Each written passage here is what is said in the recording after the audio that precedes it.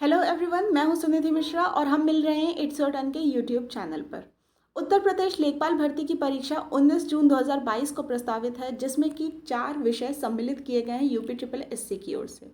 ये 4 विषय क्या हैं और इनमें कौन कौन से टॉपिक्स लिए गए, इनका सिलेबस क्या है और हमारी संपूर्ण स्ट्रैटेजी क्या होने वाली है इस परीक्षा को लेकर, इसके बारे में मैं वीडियो आपसे पहले शेयर कर चुकी हूँ। अगर किसी व्यक्ति ने वह वीडियो नहीं देखा है तो वह उसे अवश्य देख ले, जैसे कि आइडिया लग जाएगा कि 1 महीने के अंदर हम उत्तर प्रदेश लेखपाल भर्ती की परीक्षा की तैयारी सुनिश्चित कर लें कि हमारी परीक्षा अच्छे तरीके से हो। इस तरह से किस प्रकार उसे तैयारी करनी है और वह उसके लिए किस प्रकार महत्वपूर्ण हो सकता है। तो उसी क्रम में आज का यह वीडियो मैं लेकर आई हूँ। एक विषय जो सामान्य अध्ययन का दे रखा है इस भर्ती में, इस परीक्षा के लिए, जो कि 25 अंक का आने वाला है, जिसमें कि 25 प्रश्न सम्मिलित होंगे। तो आइए आज का वीडियो शुरू करते हैं और आपके इन 25 अंकों को सुनिश्चित करने की दिशा में एक और कदम बढ़ाते हैं। वीडियो के प्रश्नों को दिखाने से पहले मैं आपसे कह दूं, अगर आप इस चैनल पर नए हैं तो हमारे चैनल को सब्सक्राइब कर लीजिए। वीडियो अगर पसंद आए अंत तक अवश्य देखिए और अगर पसंद आता है तो इसे लाइक और शेयर ज़रूर करें। देखते हैं हमारा पहला प्रश्न। पहला प्रश्न हमसे पूछ रहा है कि यूनानियों को भारत से बाहर किसने निकाला था। तो फर्स्ट क्वेश्चन क्या कह रहा है, यूनानियों को भारत से बाहर किसने निकाला था। ऑप्शंस दे रखे हैं। Option A Chandragupta Maurya, option B Chandragupta Vikramaditya, option C Ashoka, option D Bindusara. तो मौर्य साम्राज्य के संस्थापक चंद्रगुप्त मौर्य ने यूनानियों को भारत से बाहर निकाला था। किस प्रकार? सेल्यूकस निकेटर को 305 ईसा पूर्व में युद्ध में हराकर चंद्रगुप्त मौर्य ने यूनानियों को भारत से बाहर निकाला। सेल्यूकस को युद्ध में हराने के बाद सेल्यूकस ने अपनी बेटी यानी कि हेलन का विवाह चंद्रगुप्त मौर्य से किया और दहेज स्वरूप इनको 4 प्रांत दिए थे। तो दहेज स्वरूप 4 प्रांत यूनानियों से पाने वाला हमारा भारत का शासक कौन था? चंद्रगुप्त मौर्य थे। और चंद्रगुप्त मौर्य ने ही यूनानियों को भारत से बाहर निकाला। किसको किसको हराया था? सेल्यूकस को। सेल्यूकस को हराकर यूनानियों को भारत से बाहर निकालने वाले शासक थे, मौर्य साम्राज्य के संस्थापक चंद्रगुप्त मौर्य। नेक्स्ट क्वेश्चन देखते हैं। सम्राट अशोक के राजादेशों का सबसे पहले विकूटन यानी कि डिसाइफर किसने किया था। सम्राट अशोक के जो राजादेश यानी कि उन्होंने जो अभिलेख लिखे थे, शिलालेख लिखे थे, लिखवाए थे, उनको सबसे पहले किसने पढ़ा था, उनको पढ़ने में सबसे पहले सफल कौन सा व्यक्ति हुआ था। तो ऑप्शंस देखते हैं। George bull, James Prinsep, Max Muller या फिर विलियम जोन्स। तो इसमें सही आंसर क्या है हमारा? James Prinsep. जेम्स प्रिंसेप वे प्रथम व्यक्ति थे जिन्होंने सम्राट अशोक के राजादेशों को सबसे पहले पढ़ने में सफलता प्राप्त की थी 1837 ईस्वी में। 1837 ईस्वी में जेम्स प्रिंसेप ने सर्वप्रथम सम्राट अशोक के राजादेशों को पढ़ने में सफलता प्राप्त की। सही ऑप्शन हो जाएगा हमारा option B, James Prinsep. Next question देखते हैं। चंद्रगुप्त मौर्य ने अपने अंतिम दिन कहाँ गुजारे थे। चंद्रगुप्त मौर्य ने अपने अंतिम दिन कहाँ गुजारे थे? ऑप्शंस हैं काशी, पाटलिपुत्र, उज्जैन या फिर श्रवणबेलगोला। तो चंद्रगुप्त मौर्य ने अपने अंतिम दिन कहाँ गुजारे थे? श्रवणबेलगोला में। श्रवणबेलगोला कौन सा स्थान है? आप जानते हैं श्रवणबेलगोला दक्षिण का एक महत्वपूर्ण जैन धर्म का स्थान है श्रवणबेलगोला, और चंद्रगुप्त मौर्य ने अपने अंतिम दिन यहीं गुजारे थे। क्वेश्चन नंबर 4 हमसे पूछ रहा है कि अशोक की प्रशासनिक नीति में भारी परिवर्तन किस घटना से आया था। अशोक की प्रशासनिक नीति में अत्यधिक परिवर्तन किस घटना के बाद आया था। तो ऑप्शंस दे रखे हैं। तीसरी बौद्ध परिषद यानी कि तीसरी बौद्ध संगीत, कलिंग युद्ध, बौद्ध धर्म को अपनाने के बाद या फिर मिशनरी को सीलोन भेजने के बाद। सही आंसर क्या है? कलिंग युद्ध को अपनाने के बाद अशोक की नीति में बहुत अधिक परिवर्तन आया था और अशोक ने युद्ध त्याग दिया था। किस युद्ध के बाद? कलिंग युद्ध के जो रिजल्ट्स हुए थे, जो आउटकम हुए थे कलिंग युद्ध के, उस हाहाकार को देखने के बाद उसका मन विचलित हुआ और उसने युद्ध को त्याग कर दिया, यानी कि उसकी प्रशासनिक नीति में भारी परिवर्तन आया। किसकी? अशोक की, कलिंग युद्ध के बाद। नेक्स्ट क्वेश्चन देखते हैं। कलिंग युद्ध का विवरण हमें ज्ञात होता है। क्वेश्चन नंबर 5 हमसे पूछ रहा है, कलिंग युद्ध का विवरण हमें ज्ञात होता है किस शिलालेख द्वारा? 13वें शिलालेख, यानी कि यह अशोक के 13वें शिलालेख की बात कर रहा है। ऑप्शन बी पूछ रहा है रुमनदेई स्तंभ लेख द्वारा। ऑप्शन सी कह रहा है ह्वेनसांग के विवरण के द्वारा या फिर प्रथम लघु शिलालेख द्वारा। तो कलिंग युद्ध का विवरण हमें ज्ञात होता है अशोक के 13वें शिलालेख के द्वारा। कलिंग युद्ध का विवरण हमें अशोक के 13वें शिलालेख से प्राप्त होता है। सही ऑप्शन हो जाएगा ऑप्शन नंबर ए। अशोक का 13वां शिलालेख जो है यह अशोक का सबसे लंबा शिलालेख भी है और इसी में कलिंग युद्ध का विवरण प्राप्त होता है। क्वेश्चन नंबर 6 हमसे पूछ रहा है अशोक के निम्नलिखित अभिलेखों में से किसमें दक्षिण भारतीय राज्यों का उल्लेख हुआ है। ऑप्शंस हैं प्रथम तृतीय मुख्य अभिलेख, द्वितीय मुख्य अभिलेख, नवा मुख्य अभिलेख या फिर प्रथम स्तंभ अभिलेख।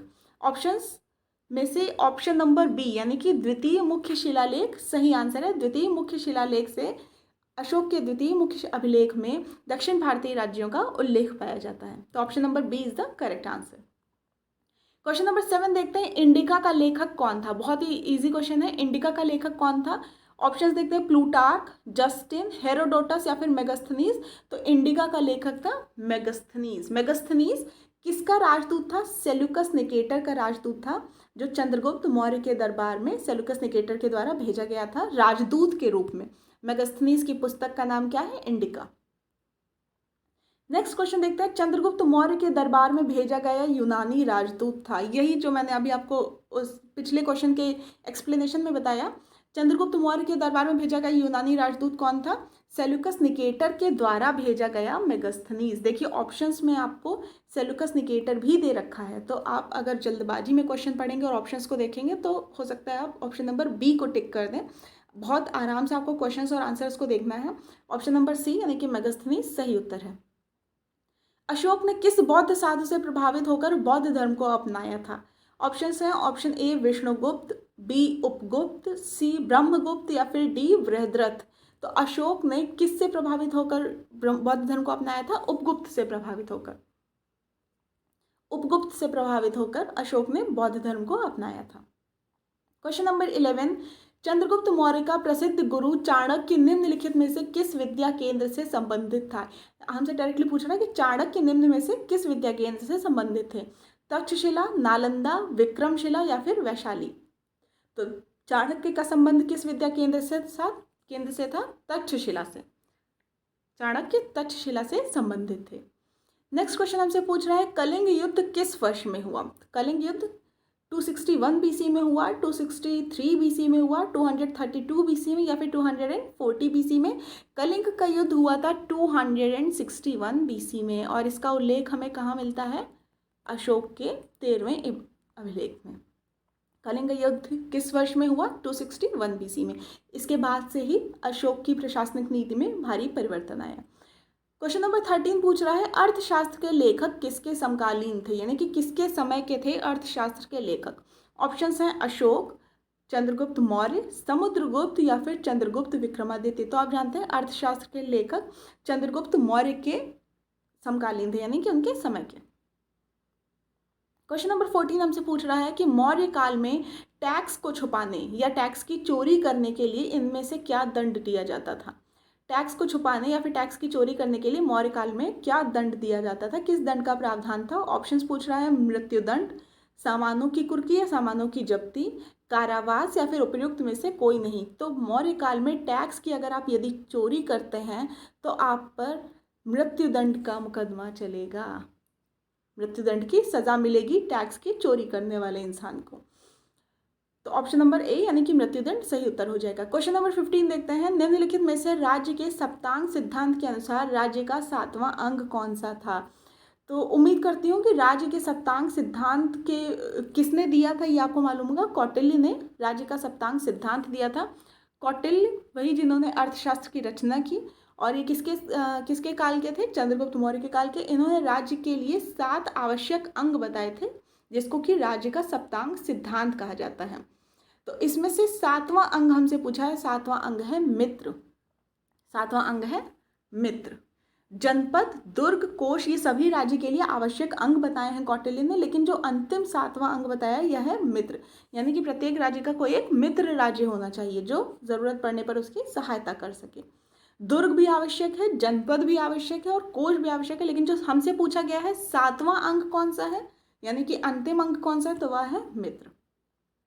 क्वेश्चन नंबर 16 देखते हैं मौर्य काल में स्त्रियों की स्थिति के संबंध में निम्न में से कौन सा कथन असत्य है। देखिए असत्य पूछा है, ध्यान से पढ़ना है। मौर्य काल में स्त्रियों की स्थिति के संबंध में निम्न में से कौन सा कथन असत्य है। स्त्री वध को हत्या के समान माना जाता था, यह सत्य है। स्त्रियों को संपत्ति का अधिकार प्राप्त था, यह भी सत्य है। स्त्रियों को पुनर्विवाह की अनुमति प्राप्त थी तथा नियोग प्रथा भी प्रचलित थी, यह भी सत्य है। ऑप्शन डी है वेश्यावृत्ति का प्रचलन नहीं था, वेश्यावृत्ति का प्रचलन नहीं था, यह असत्य है। दोनों नेगेटिव पॉइंट्स मिल रहे हैं तो यह ऑप्शन सही हो जाएगा।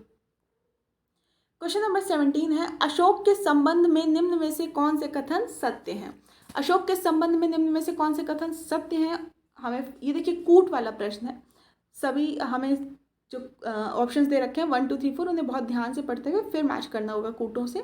पहला कह रहा है शासक बनने से पूर्व वह अवधि या फिर उज्जैनी का राज्यपाल था, सही है। उसने 273 ईसा पूर्व में सत्ता प्राप्त की, सही है। उसका राज्याभिषेक 269 ईसा पूर्व में हुआ और उसने 261 ईसा पूर्व में अपना अंतिम युद्ध यानी कि कलिंग का युद्ध लड़ा। कूट देखते हैं 1 2 और 3, चौथा भी सही है तो 1 2 3 और 4, ऑप्शन नंबर डी 1 2 3 और 4 यह सही हो जाएगा। यानी कि ये चारों बातें अशोक के संबंध में सत्य हैं।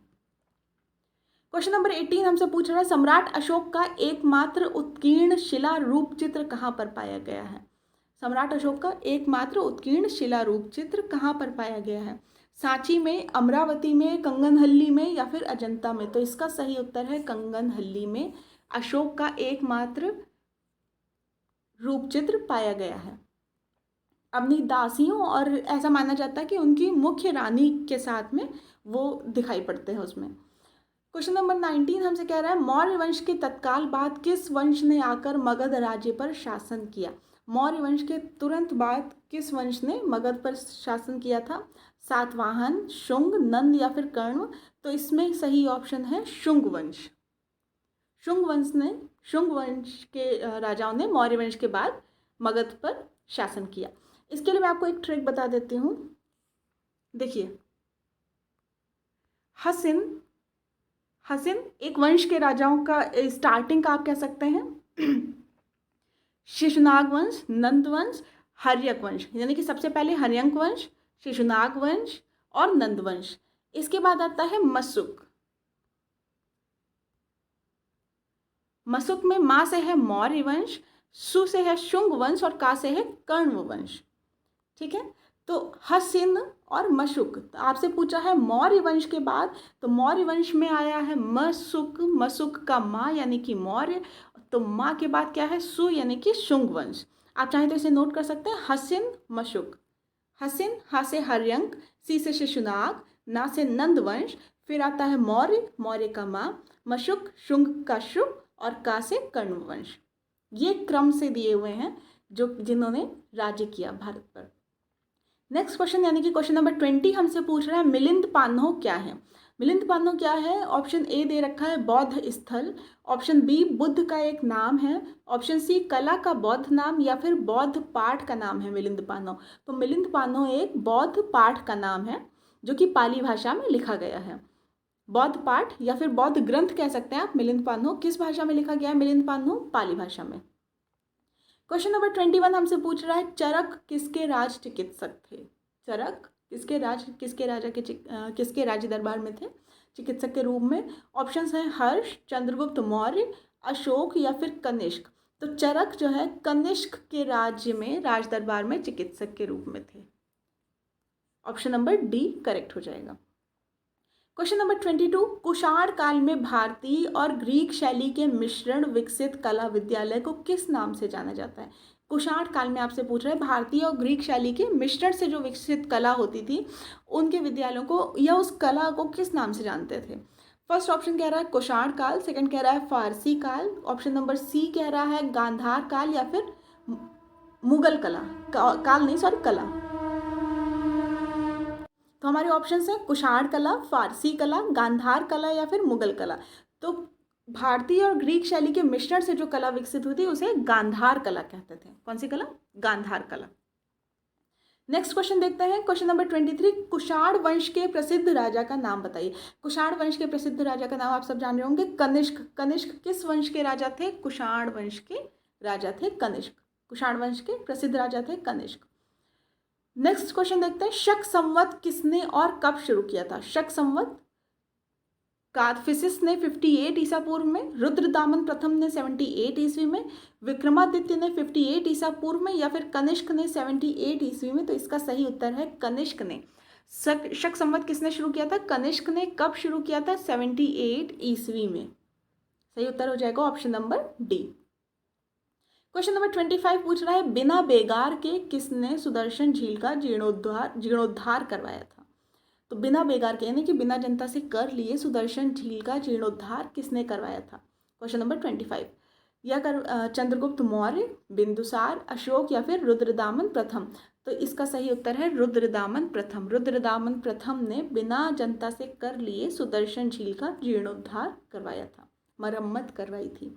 क्वेश्चन नंबर 26 पूछ रहा है, किस अभिलेख में रुद्रदामन प्रथम की विभिन्न उपलब्धियां वर्णित हैं? तो यह है जूनागढ़ के अभिलेख में। जूनागढ़ अभिलेख में ही यह भी बताया गया है कि रुद्रदामन प्रथम सुदर्शन झील का जीर्णोद्धार यानी कि उसकी मरम्मत करवा रहे हैं बिना जनता से कर लिए। किस अभिलेख में? जूनागढ़ अभिलेख में। और इसी अभिलेख में अन्य चीज़ें, रुद्रदामन प्रथम की अन्य उपलब्धियां भी वर्णित हैं।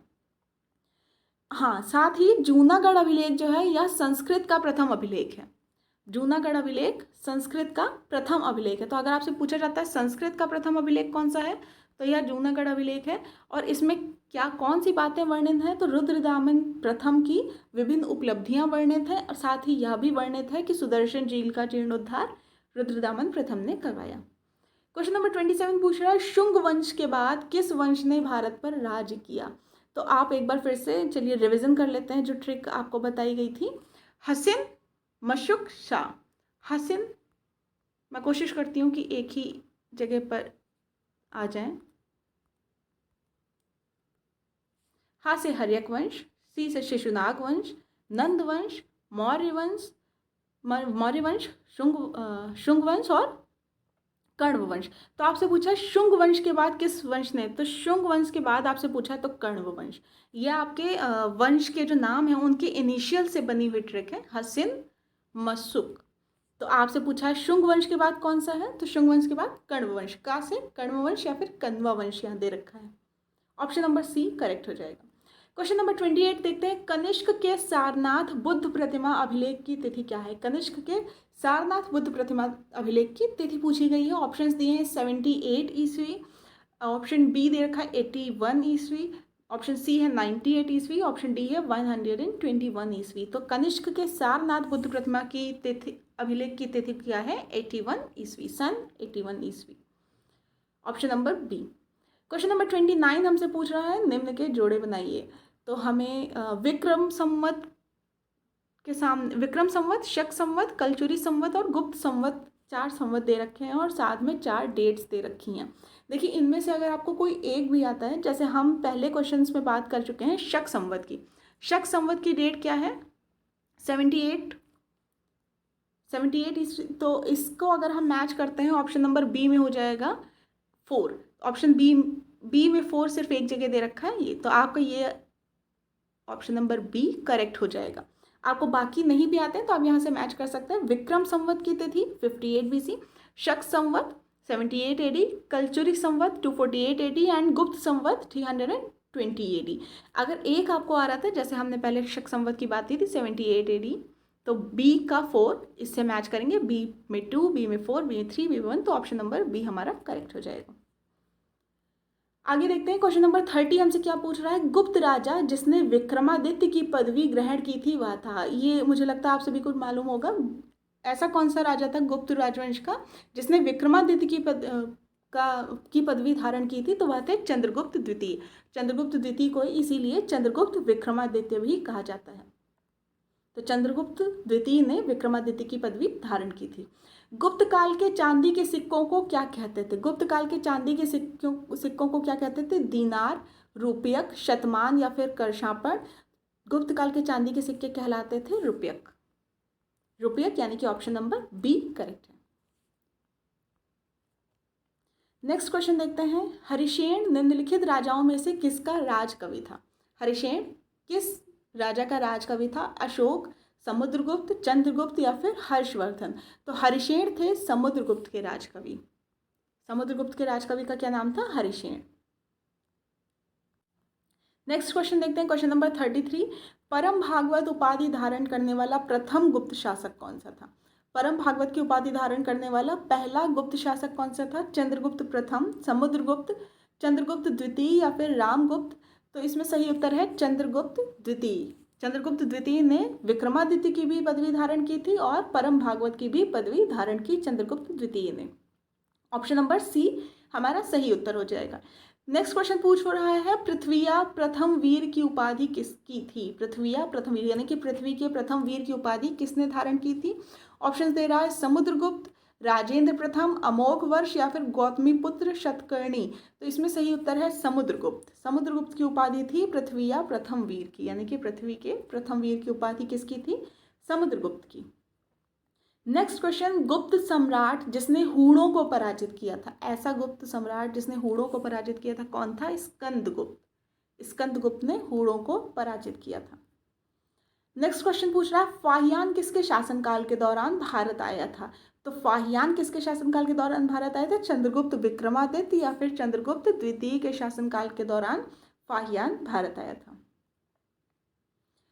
क्वेश्चन नंबर 37 हमसे पूछ रहा है, लिच्छवी दौहित्र किसे कहते थे? लिच्छवी दौहित्र चंद्रगुप्त प्रथम को, स्कंदगुप्त को, कुमारगुप्त को या फिर समुद्रगुप्त को? तो लिच्छवी दौहित्र कहते थे समुद्रगुप्त को। लिच्छवी दौहित्र का मतलब इनकी माता जी जो थी वो लिच्छवी गणराज्य की राजकुमारी थी, तो इस वजह से इनको यानी कि लिच्छवी गणराज्य की पुत्री का पुत्र, इसलिए इनको लिच्छवी दौहित्र कहा जाता था, समुद्रगुप्त को।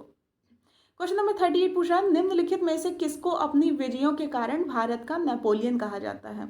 तो भारत का नेपोलियन किसे कहा जाता है? समुद्रगुप्त को कहा जाता है अपनी महान विजयों के कारण। भारत का नेपोलियन समुद्रगुप्त। क्वेश्चन नंबर 39 पूछ रहा है, गुप्त काल में किस धातु के सर्वाधिक सिक्के जारी किए गए? गुप्त काल में किस धातु के सर्वाधिक सिक्के जारी किए गए थे? तो वह थे सोने के सर्वाधिक सिक्के गुप्त काल में जारी किए गए थे। तो ऑप्शन नंबर ए यानी कि सोना सही उत्तर हो जाएगा।